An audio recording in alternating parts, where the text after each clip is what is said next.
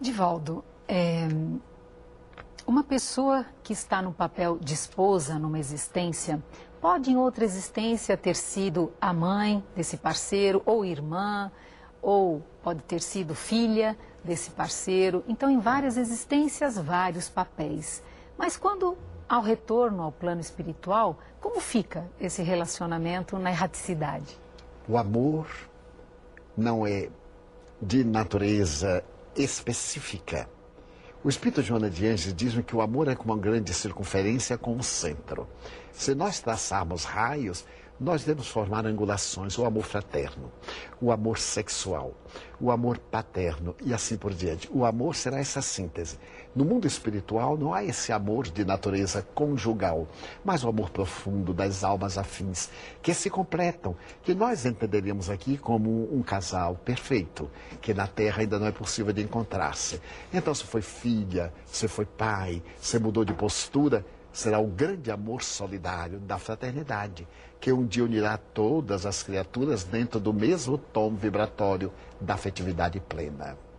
Divaldo, eu acredito que já te fizeram muitas vezes essa pergunta. Existe alma gêmea? Do ponto de vista da doutrina espírita, não existem almas gêmeas. Pelo menos na colocação ancestral de duas metades eternas, que se fundiriam numa para caracterizar uma individualidade. Que seria feito do outro espírito? Ele se diluiria. O espírito Emmanuel, ao apresentar a sua obra na qual ele narra Almas Gêmeas, convidado pela Federação a fazer uma reflexão, ele pediu que conservasse. Porque ali a alma gêmea não é essa das metades eternas, é da alma perfeitamente identificada, que se poderiam fundir, caso estivéssemos no corpo perispiritual apenas, os dois perispíritos não teriam nenhum choque vibratório. Mas Allan Kardec optou por manter a visão de que as metades eternas não existem. Então nós seríamos gêmeos no sentido afetivo profundo, seríamos idênticos nas aspirações e nos completaríamos uns aos outros, mas sem nos esquecermos da coletividade em geral, porque senão ficaríamos no privilégio do nosso amor exclusivo e abandonaríamos o mundo necessitado do nosso amor.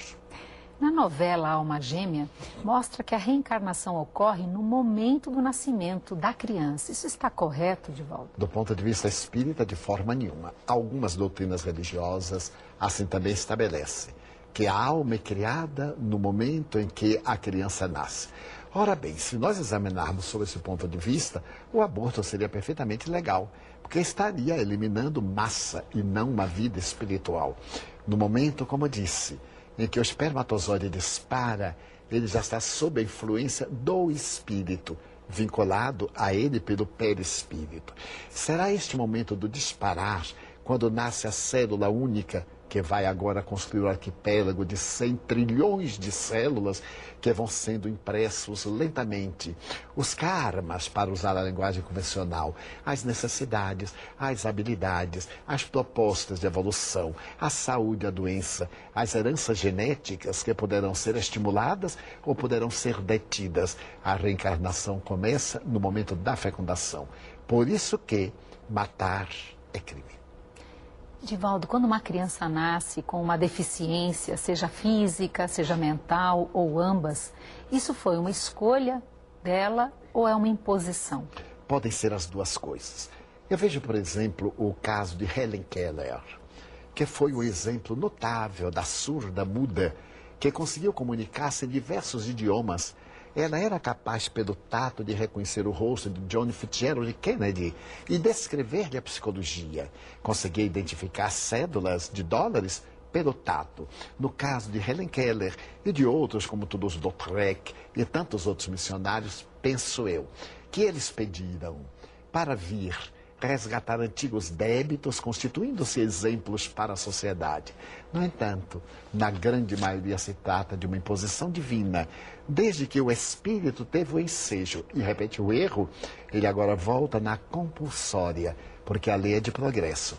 E nessa compulsória é ele imposta a necessidade da reabilitação pelos limites variados em que o espírito sente-se constrangido a mudar de atitude interior, utilizando de um corpo fragmentário, de uma existência assinalada por aberrações, nos casos da chifopagia e de outros transtornos de natureza degenerativa, nos fenômenos dos partos dolorosos, com os extratos degenerativos das crianças, estamos diante de expiações impostas.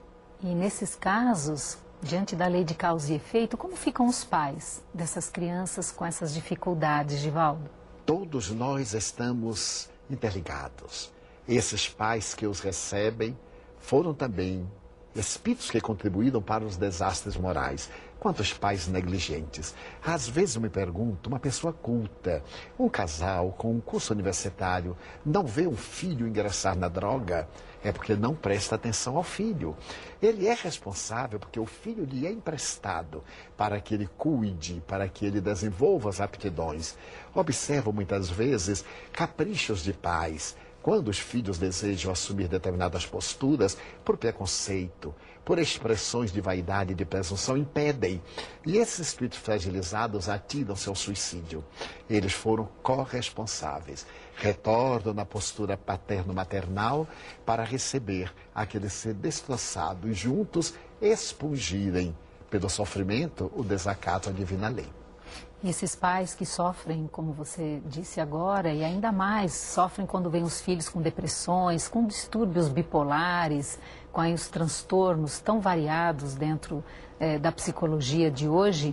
Como é que você vê a lei de causa e efeito nesses casos, Divaldo? Aí nem sempre esses pais são responsáveis em vidas pregressas, mas eles pediram que aquele ser querido, que estava com um karma muito doloroso, viesse na sua ternura, para que o seu afeto realizasse amor-terapia. Então, muitas vezes, um jovem, qualquer indivíduo, mesmo entre parceiros, é tomado por um surto depressivo, um surto psicótico, para que o outro, através do amor, seja o guia e o condutor da reabilitação. É sempre a proposta de Jesus. O amor cobre a multidão de pecados. Divaldo, agora nós vamos a um breve intervalo e você continue ligado, porque o tema, a Justiça de Deus, continua no próximo bloco. Você não pode perder a mega promoção do site Mega Livros. São mais de 6.000 títulos. Livros espíritas, espiritualistas e autoajuda. Descontos imperdíveis, de 30% a 70%. E você pode pagar em até 3 vezes. megalivros.com.br. Televendas 3186-9777. De segunda a sábado, das 8 às 17 horas. A Rede Boa Nova de Rádio leva a seus ouvintes mensagens que podem mudar a forma de encarar a vida. Acesse www.radioboanova.com.br e ouça muito mais. Sintonize a antena parabólica. Em polarização horizontal, frequência 1240, canal de áudio 6.2. Na Grande São Paulo, em 1450M. Em Sorocaba e região, 1080M. Entre na sintonia da Boa Nova.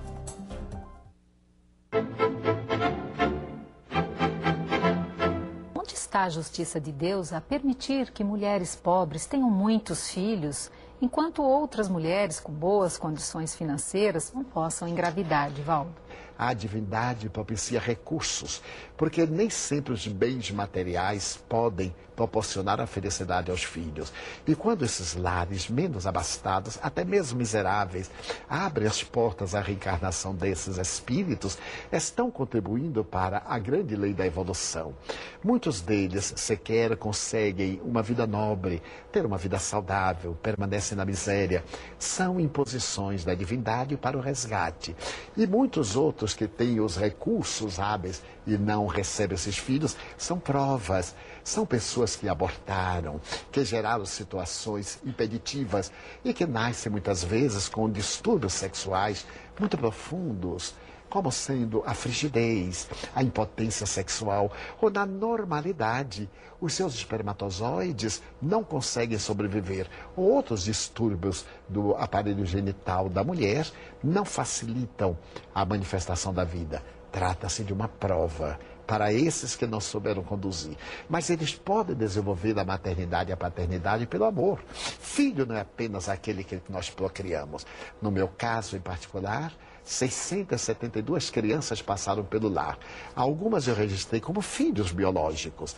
E a alegria de ser pai, não sendo biologicamente, penso, não é menor do que daqueles pais que na compulsória procriam.